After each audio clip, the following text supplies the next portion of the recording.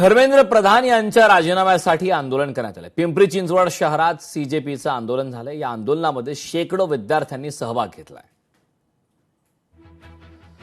तर केंद्रीय शिक्षण मंत्री धर्मेंद्र प्रधान यांच्या राजीनाम्यासाठी आंदोलन करण्यात आले। पिंपरी चिंचवड शहरामध्ये कॉकरोच जनता पार्टीच्या माध्यमातून पिंपरी चिंचवड शहरात हे आंदोलन करण्यात आले। या आंदोलनामध्ये शेकडो विद्यार्थी सहभागी झाले।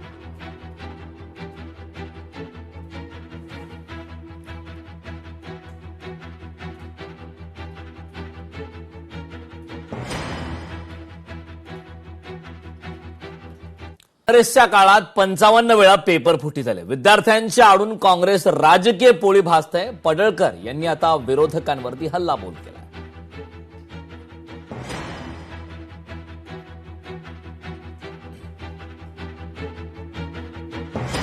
गोपीचंद पडळकर यांनी विरोधकांवरती हा हल्लाबोल केलाय। काँग्रेसच्या काळामध्ये जवळपास 55 वेळा पेपर फुटी झाली।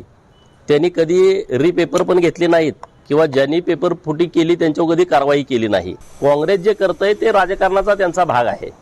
मुळामध्ये त्यांना विद्यार्थ्यांचं कधीच देणं घेणं नाही। परंतु गेल्या 2014 पासून केंद्र सरकारच्या विरोधामध्ये कुठं बोलायला संधीच मिळत नाही आणि म्हणून ते विद्यार्थ्यांच्या ह्या आंदोलनामध्ये राजकीय पोळी भाजून घेण्याचं काँग्रेस प्रयत्न करत आहे। आम्ही विद्यार्थ्यांच्या सोबतच आहोत।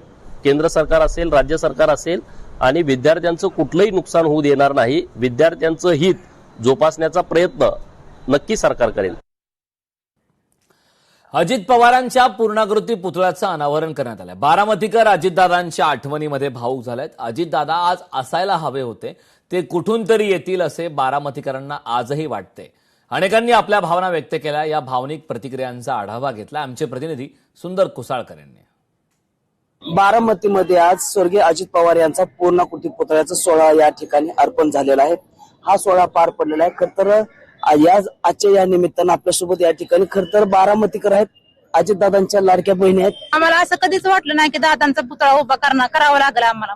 आम्ही दादांना आवडत होती स्वच्छता, आम्ही असं अखंड स्वच्छता चालू ठेवू। आमच्या दादांच्या आठवणी म्हणजे काय, आमच्या दादांनी कधी आम्हाला भेदभाव केला नाही, कधी म्हणजे असं घरच्या सारखं समजल्यात आणि कधी असं म्हणजे नाव ही म्हणजे असं बाजूला सारा असं नाही, असं जवळ घेऊन कधी बी दादांनी आमच्या सोबत फोटो काढलेला नाही। प्रचंड दुःख आहे एका बाजूला आणि दादा सगळ्यांसाठी सगळे झटत करत होते, सगळे व्यवस्थित होते, पण अचानकच असं झालं। त्याच्यामुळं कुणालाच वाटलं नाही की असा अपघात घडेल म्हणून। खूप बेकार वाटतं, खूप खंत वाटते आम्हाला दादा गेल्यामुळे। असं वाटतं की दादा कुठून तरी यावं, मी आहे असं घोषणा द्यावी। सुंदर कुसाळकर, लोकशाही मराठी, बारामती। विद्यार्थ्यांवरील लाठीचार्जच्या निषेधात महाराष्ट्र बंद। या बंदला वर्धा, पुलगाव शहरामध्ये संमिश्र प्रतिसाद पाहायला मिळाला।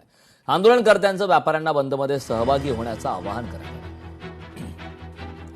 विद्यार्थ्यांवरील लाठीचार्जच्या निषेधार्थ महाराष्ट्र बंदची हाक पुकारण्यात आली। या बंदला वर्धा, पुलगाव शहरात संमिश्र प्रतिसाद पाहायला मिळाला। त्यांची बहुजन आघाडीच्या माध्यमातून महाराष्ट्र बंदची हाक पुकारण्यात आली। आंदोलनकर्त्यांनी यावेळी व्यापाऱ्यांना बंदमध्ये सहभागी होण्याचं आवाहन केलं। 21 तारखेला राष्ट्रीय अध्यक्ष बाळासाहेब आंबेडकर यांनी एक जाहीर केलं की महाराष्ट्र बंद। त्या महाराष्ट्र बंदमध्ये आज वर्धा जिल्हा हा पूर्णपणे शांततेपूर्वक बंद करण्यात आला आहे।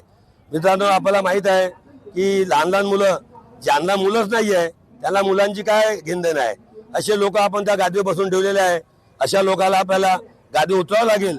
यासाठी पण आम्ही जनतेला घेऊन आज शांततेपूर्वक हा मार्च काढलेला आहे आणि जोपर्यंत या प्रधानचा इस्तिफा होत नाही, राजीनामा होत नाही, तोपर्यंत आम्ही वर्धा जिल्ह्यामध्ये यापुढे महाराष्ट्रामध्ये असेच आंदोलन करत राहू। लोकशाही मराठी ऐका, पहा, जागरूक रहा।